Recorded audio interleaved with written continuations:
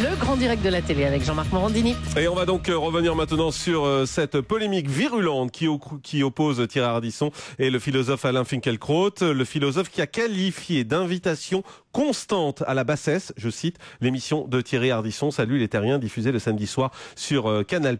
Il a particulièrement été choqué par un petit jeu que l'animateur a fait il y a une quinzaine de jours. Thierry Ardisson invitait ses invités à élire le mort le moins important de l'année. C'était il y a une semaine. On va réécouter tout ça dans un instant. On va voir également la réaction de Thierry Ardisson. Auparavant, je vous propose tout d'abord d'écouter Alain Finkielkraut qui s'exprimait chez nos confrères de France Inter. Les classes dominantes d'aujourd'hui, les modèles, le showbiz, si vous voulez, la jet set, une émission de Thierry Ardisson sur Canal+. L'émission de rentrée, je crois, de Salut les Terriens. Je tombe dessus par hasard. Qu'est-ce qui s'est passé là ? On décerne des aliens d'or, c'est-à-dire des monstres d'or. Et on demande à cet aéropage de célébrités, de people, eh bien, on leur dit voilà, voici un certain nombre de morts dans l'année. Pavarotti, Serrault, Noiret, je crois, et il y avait le cardinal Lustiger. Et on leur demande quelle est la mort qui vous a le moins touché.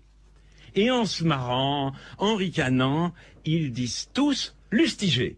Et c'est très drôle. Ça, si vous voulez, c'est la catastrophe du rire. Bon, alors donc on est dans une crise de civilisation, d'après vous ? Oui, Est-ce qu'elle nécessite une politique de civilisation ? Essayons de définir ce que ça veut dire. Oui, on est dans un processus de décivilisation au moment où au rire de l'humour succède l'hilarité comme convulsion, en quelque sorte, irruption convulsive des passions basses, affirmation du droit à l'abjection, invitation constante à la bassesse. Voilà, vous l'avez entendu, invitation constante à la bassesse, Alain Finkielkraut chez nos confrères de France Inter. Alors avant d'écouter la réaction de Thierry Ardisson, je vous propose d'écouter un extrait de cette émission, de ce jeu dont parlait à l'instant Finkielkraut. C'est la tradition décerner un alien, l'alien d'or du mort qui vous a le moins touché en 2007. C'est horrible ça, c'est horrible. Il y a des morts qui vous touchent moins. Si tu mets Grégory Le Marchal, tu es immonde. Grégory Le Marchal. Thierry Ardisson, bonjour. Bonjour Jean-Marc. Merci, très bien, merci d'être avec nous sur Europe 1. Vous venez d'entendre Alain Finkielkraut. Est-ce que vous avez, vous, le sentiment d'être cette invitation constante à la bassesse que décrit le philosophe ? Écoutez, d'abord, moi je vois pas pourquoi l'ayatollah Finkielkraut se permettrait de jouer les arbitres des élégances. Et pourquoi il distribuerait, lui, les bons et les mauvais points. Il s'en prend un point particulier de votre émission, hein, c'est cet extrait. Je vous rappelle quand même qu'Alain Finkielkraut, c'est lui qui a déclaré que dans les banlieues, la violence n'était pas due à la pauvreté, mais aux bandes de Noirs et d'Arabes islamisés. Enfin, faut voir qui c'est, Alain Finkielkraut. Hein.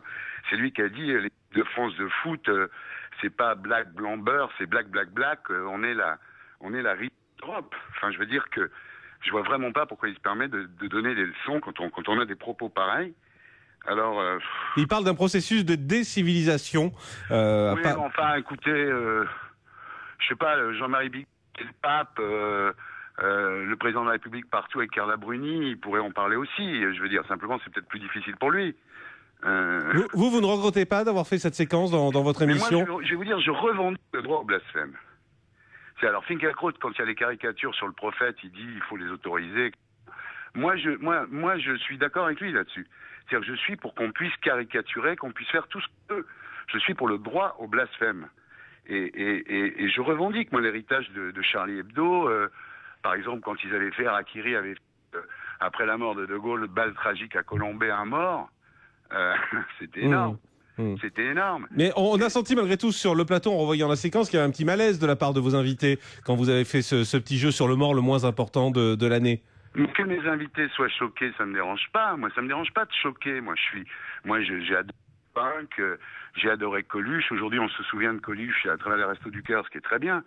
Enfin, il faut se souvenir aussi que Coluche, c'était un provocateur. Donc, je veux dire par là, qu'est-ce que c'est ce retour de l'ordre moral que promeut Monsieur Finkielkraut? Enfin, je veux dire, les surréalistes Breton, Prévert, ils ont fait des trucs sur Anatole France. Quand la mort d'Anatole France, ils ont dit c'est un cadavre qui mérite même pas de finir en poussière. Contre, on en est loin. Donc aujourd'hui, vous ne tenez pas compte. Il est un réactionnaire, il a parfois des propos qui frisent leur racisme. C'est vraiment compliqué avec ce mec, quoi.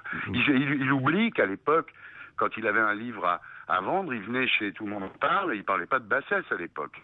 Il était très content que je le reçoive parce que ses amis du Nouvel Obs ou d'ailleurs ne voulaient pas lui laisser la parole.